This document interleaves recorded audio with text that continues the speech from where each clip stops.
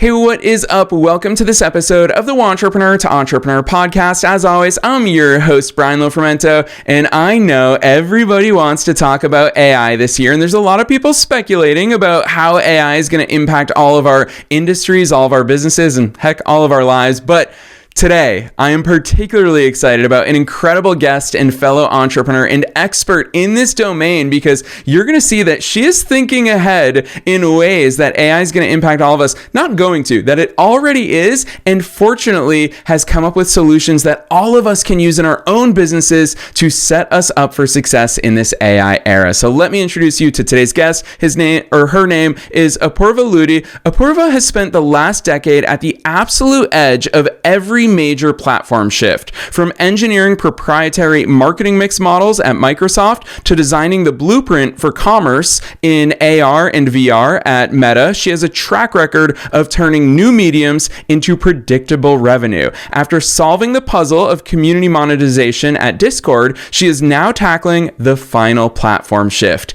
AI, and what a big shift that is. Apurva is building Optimally because she is the person who knows exactly how this AI wave ends for marketing, and she's here to make sure that your brand and my brand and all of our brands aren't left behind. So we're all going to learn a lot today, and I think we're going to get a very different perspective on AI from her. So I'm excited about this one. I'm not going to say anything else. Let's dive straight into my interview with Apurva Luty.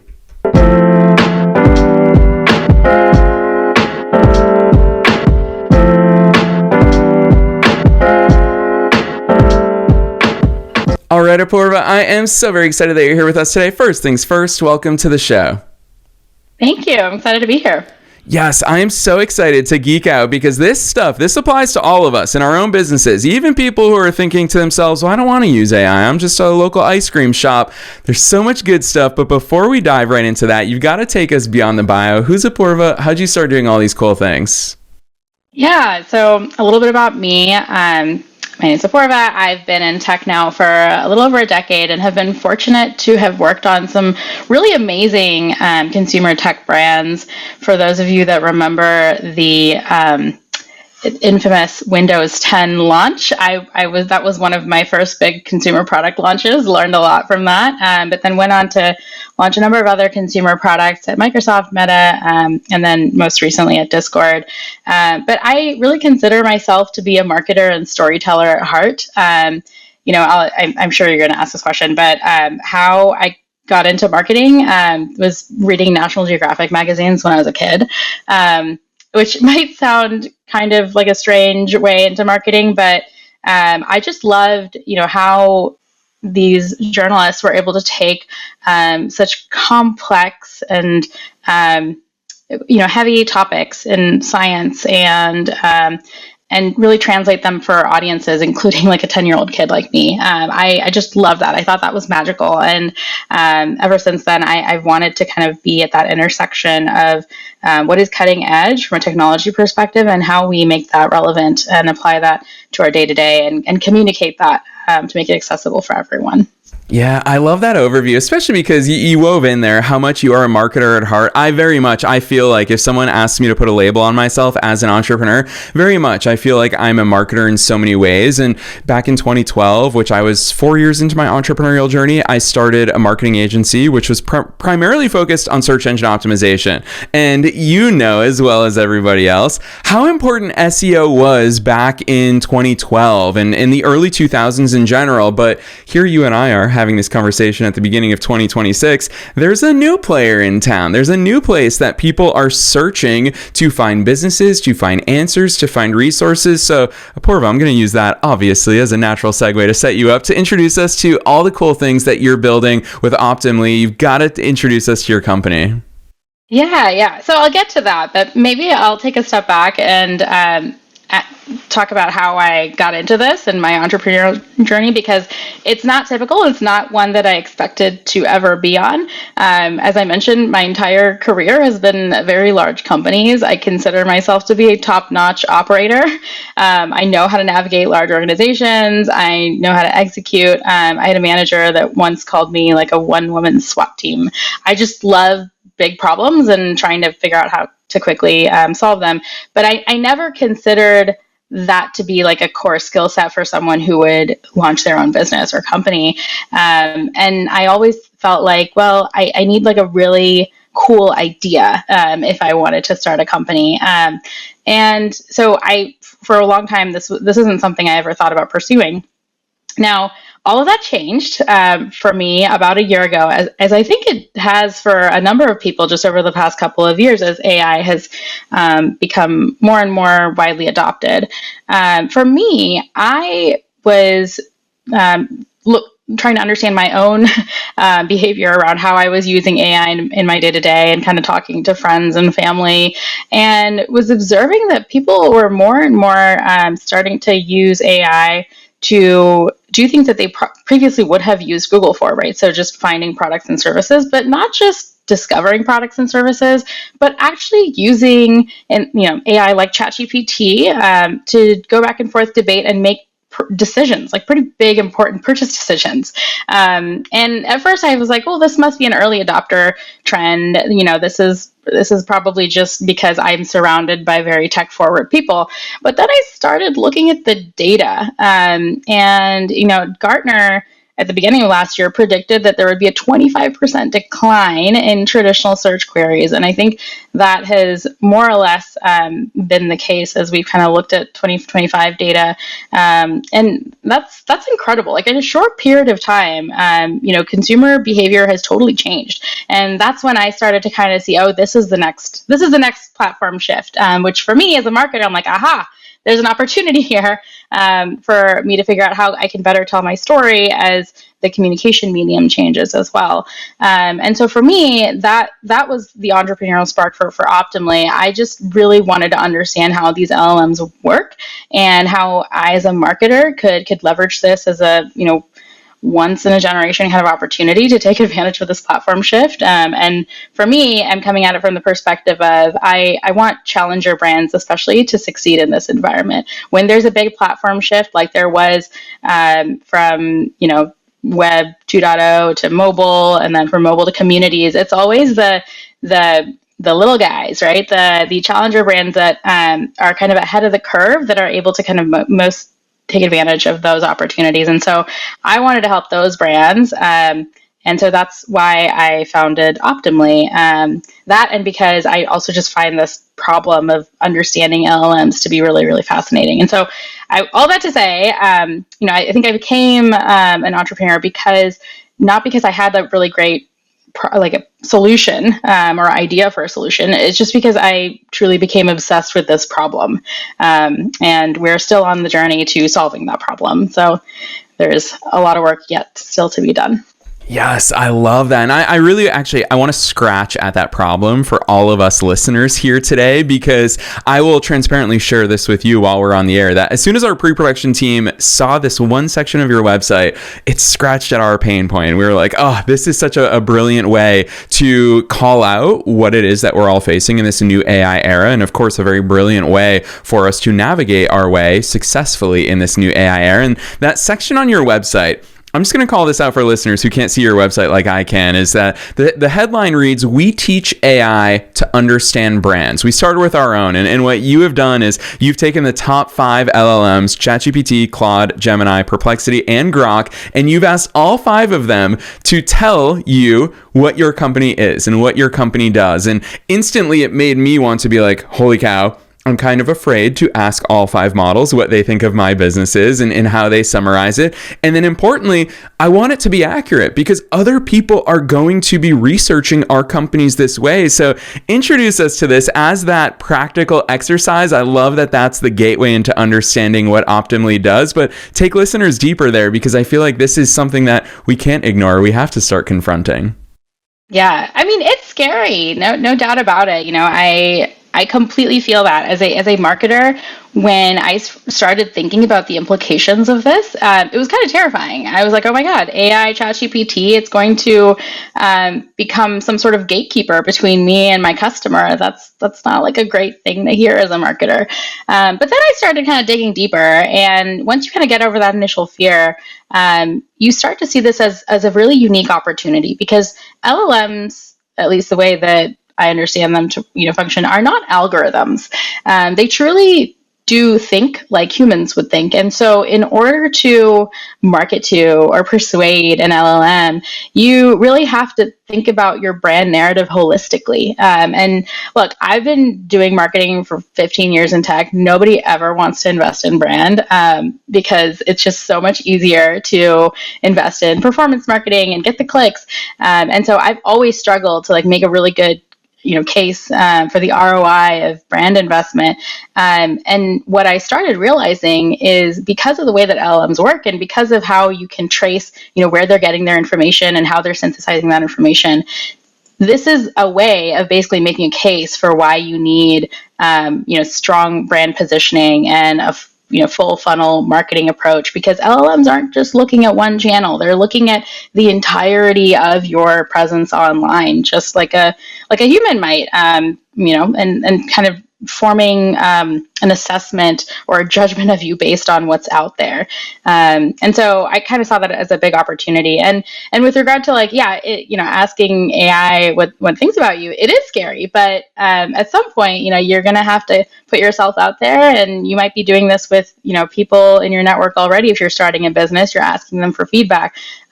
This is just another way to get feedback. That's kind of how I see it. And for Optimally, this is actually how we started. I wanted to understand if I could do this for Optimally, the company I was launching, because I needed that confidence too. I needed to, be able to use this as a mirror and understand, how LLMs were perceiving me, my brand, what I was trying to build. But then I wanted to use it as an opportunity to see, hey, can I actually put in the work to shape my reputation in the eyes of these LLMs? And the answer is yes, it is possible. Yeah, I love that perspective. I'm going to share this with you and by default, all of our listeners today. I've actually never told anybody this, but we had a landmark moment behind the scenes for this podcast 2 years ago. And it was a guest that we had on our show. We love hearing from our guests about all the amazing things and collaborations and wins that come from guests coming on this show. But 2 years ago was the first time ever that we got an excited email from a guest who said, "Brian and team, I'm so grateful I came on your show. Somebody found my business not because they listened to your show, but because Gemini linked your episode with me in there." You know how Gemini always cites their sources? Gemini had listed his podcast appearance as one of the things that it was citing, which caused someone to click through, saw them see that this guy was on a business podcast, obviously displaying his brilliance. And so it was really cool to see the first ever seedlings of this is now a genuine marketing strategy if we know how to take advantage of it, if we know how to position our brands correctly into it. And you use the word ROI, and I don't think most people are tagging ROI onto the way that we talk about AI just yet. You've gotten some very cool examples, not just using Optimally yourself, but I love on your website. I mean, one of the companies you've worked with has had a 1600% increase in AI referred web traffic between ChatGPT and Perplexity in 60 days. Apurva, these are a lot of sexy headlines that listeners are going to say, wait, how do I start doing this? What does this path look like for us to start being intentional and strategic here? Yeah, so I guess if you're not already convinced, I would say this is definitely something everyone should be looking into and investing in, because we are undergoing a platform shift. I know those numbers sound crazy. Trust me, I didn't believe them at first myself. But this is what happens when there's a major platform shift. Suddenly the marginal cost to take advantage of a new platform for distribution just goes down. It happened with social, right? Of course, now social is probably just as expensive as traditional media, but we're going through that today. And so, I would encourage a lot of your listeners to think about this as a way to kind of get out in front of the what's happening from a trend perspective, and try to cut the line and try to get seen in this new medium before anyone else does. And so that's number one. I think the other piece that you asked about, which is, oh my gosh, sorry, you're gonna have to remind me. Yeah, how do we start taking action? Because I'm sure people are sold. Yeah. So what do we do about it? Yeah. So how you take action is just to start with a brand audit. So again, my roots are in product marketing, brand strategy. Before we did any sort of rebrand or product launch, we'd always start with a brand audit, and we'd try to understand how the market saw us, and how was our messaging and positioning landing, and then that would kind of guide our brand and marketing strategy going forward. You can do the same with AI, except now it's a lot cheaper, a lot faster, and just a lot easier to do these brand audits, because you can basically think of an LLM as a mirror for the market. You ask an LLM, so this is what I did. What is Optimally, and what do they do? Who's their customer? And it is very revealing. In most cases, if you're a new business, you're not going to turn up. You're probably going to hear about other businesses that sound like yours, and that might be disheartening, but I would encourage you to think of that actually as an opportunity. It just means that your brand is a bit of a blank slate in the mind of an LLM. And then the work to be done is to figure out, okay, how do I leverage this insight, this feedback from the LLM to develop unique positioning and then messaging to go solve, at the end of the day, real customer problems, because that's how people are approaching LLMs. They're not just putting in keywords. They're telling the LLM, hey, I have this problem. And then the LLM goes and looks at all of the data that it has in its pre-trained data set. It's doing a web search, and it's trying to give that customer, your customer, the best solution to their problem. And the work to be done from a marketing and brand perspective is to position yourself in a way that's undeniable in terms of how you solve, your customer's problem, and making that very, very clear to LLMs, as well as, of course, to humans.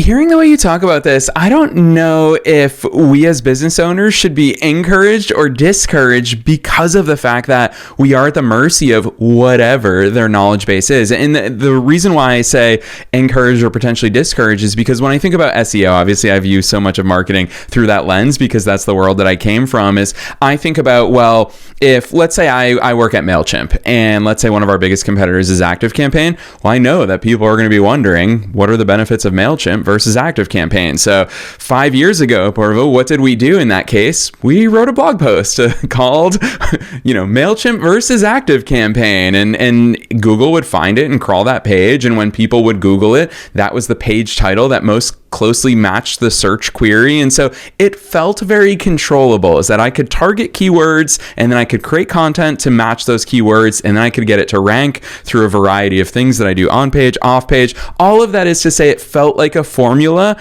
How formulaic, how repeatable, how reliable is it when it comes to the type of agentic marketing, AI brand awareness that you're talking about and that you're doing at Optimally? Yeah. Well, so on one hand, you're right. LLMs are a bit of a black box. AI researchers and frontier labs will straight up tell you that. That's why they have to do their own red teaming. They don't actually know how these things work.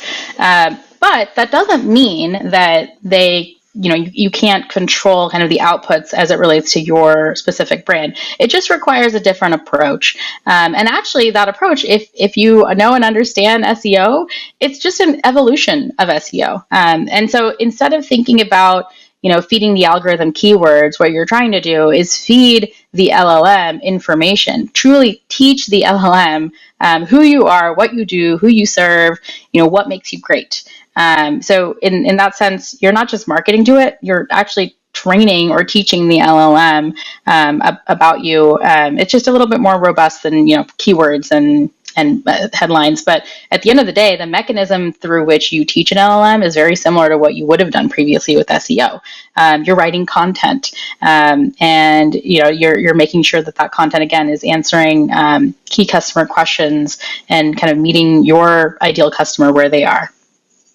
Hearing you say that, sorry to make the comparison across SEO, but I do think that this is that next wave. I think this stuff is so much more powerful because, you've shared the stats with us that web searches, traditional web searches, are declining as more and more people are turning to AI. And actually, I think Google is already revealing their cards in the fact that if I do Google something, their AI results are going to pop up even above the search results these days. So it's obviously a shift that we're already deep into. But where my head goes is the beauty of SEO is how many reports reports and analytics and metrics that I get back. I can see what I'm ranking for different keywords. I can objectively measure a lot of things there. You have baked into the way that Optimally works. I think it's so cool with your clients, the way that you've baked into, hey, we are going to continuously monitor this. We are going to provide you feedback. We are going to continuously work on this. What is the metrics? What are the analytics? What do those reporting things look like on the back end when we are talking about the world of AI? Yeah, so everyone wants one metric to optimize for, right? I get it. That is something I was searching for when I first started this about a year ago, but it took a while for us to figure out what that metric should be. And again, it eventually ended up being an evolution of what we were previously looking at, the metrics we were looking at with SEO. So if you're familiar with SEO, you know what domain authority is and how it's constructed. It essentially tells you how authoritative your particular domain is based on backlinks, and how much other websites or the internet kind of references you as an authority on a particular subject. Now, LLMs do something similar, but they're not just looking at keywords and links. Remember, they're looking at your brand holistically. And so, where we kind of netted out on that one metric is what we want to see over time is have an overall understanding of how LLMs perceive you as a brand, your reputation, how trustworthy you are. And what we've done is taken a couple of different metrics and bundled them up into a brand authority score. Again, just evolving and building off of what we learned in SEO. And that consists of three specific metrics. The first one is message pull through. It's our primary way of assessing how accurately is the LLM pulling through your messaging, how effectively is it repeating, your specific brand facts, value propositions, your narrative. So that's one pillar. The second pillar is citation share of voice. This is, again, a familiar topic if you know SEO.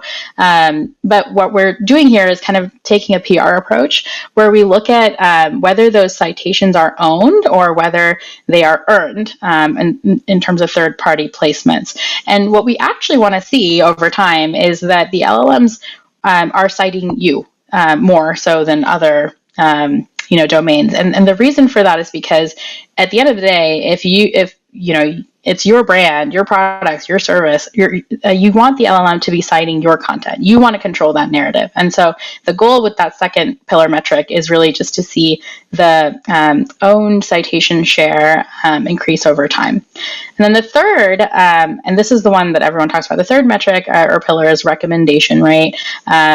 Basically how often is your brand appearing in these high intent AI queries or conversations.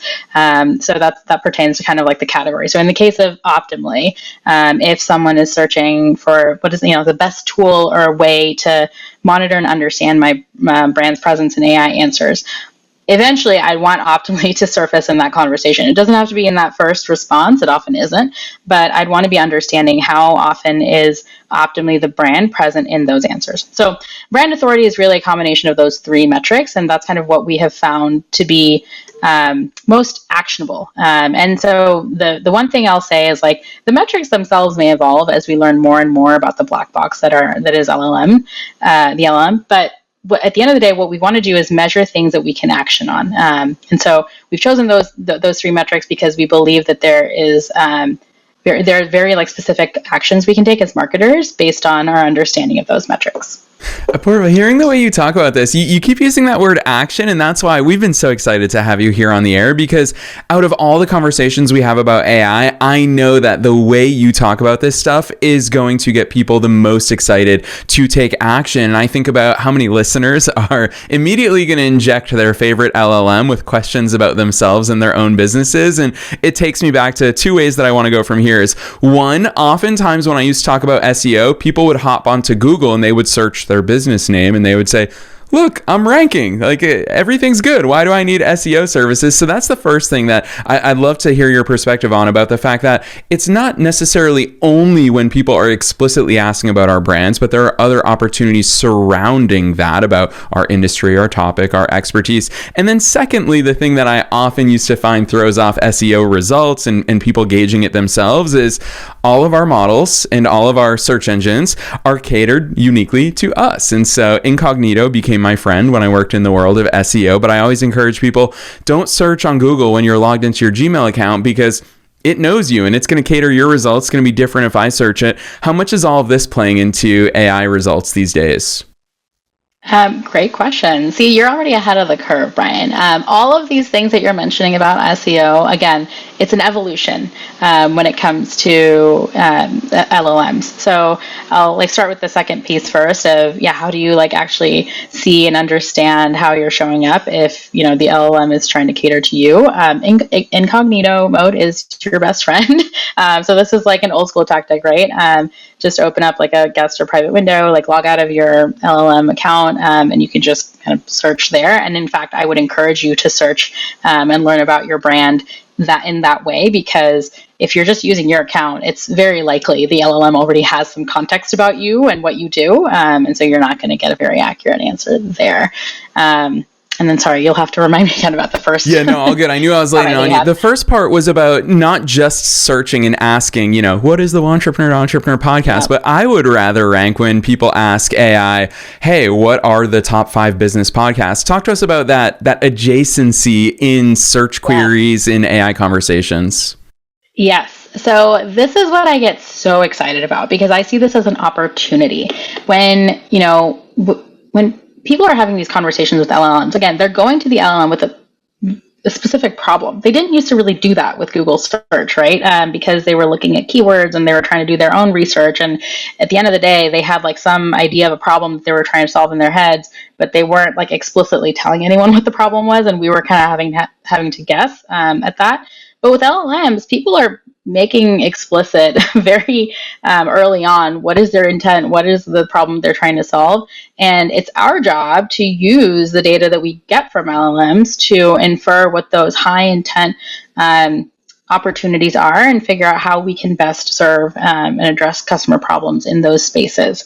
And again, you might look at some of these queries and realize, hey, my brand's not showing up here. But this is, again, some of the work that we do with our customers is we use that signal to understand where's their high intent in the market in terms of what customers are asking about from a problem perspective, and where are they being served and where are they not. And one thing that is a little bit of red herring, pun intended, you'll see a lot of articles about AI search optimization or Generative Engine Optimization, where you'll see people talk about the fact that, LLMs rely heavily on Reddit as a source. That is true, but again, this is a red herring. LLMs rely on Reddit when they can't find more authoritative information around solutions elsewhere.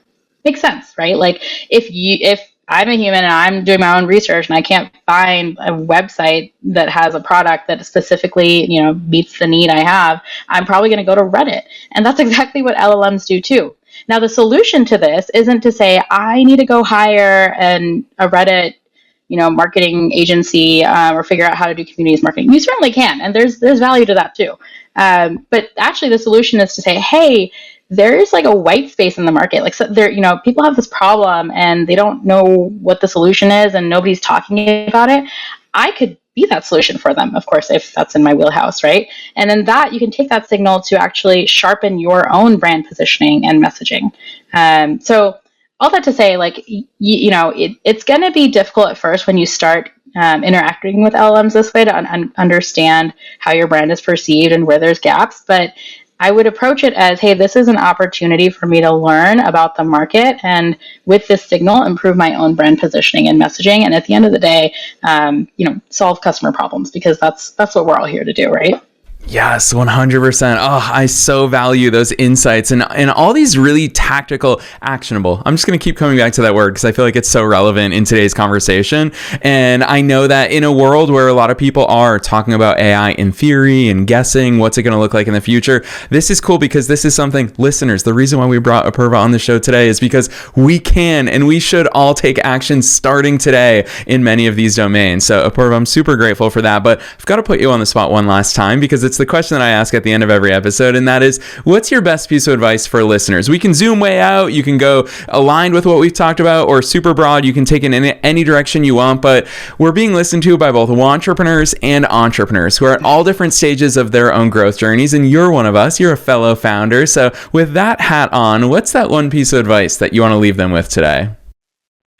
Well, okay, so I have been thinking about this, and I think I've probably given it away already over the past however many minutes we've been talking. But for me, if you're a entrepreneur, if you're on the fence, and you have that itch to start something, but you're afraid of taking the leap, my advice to you would be to just do it.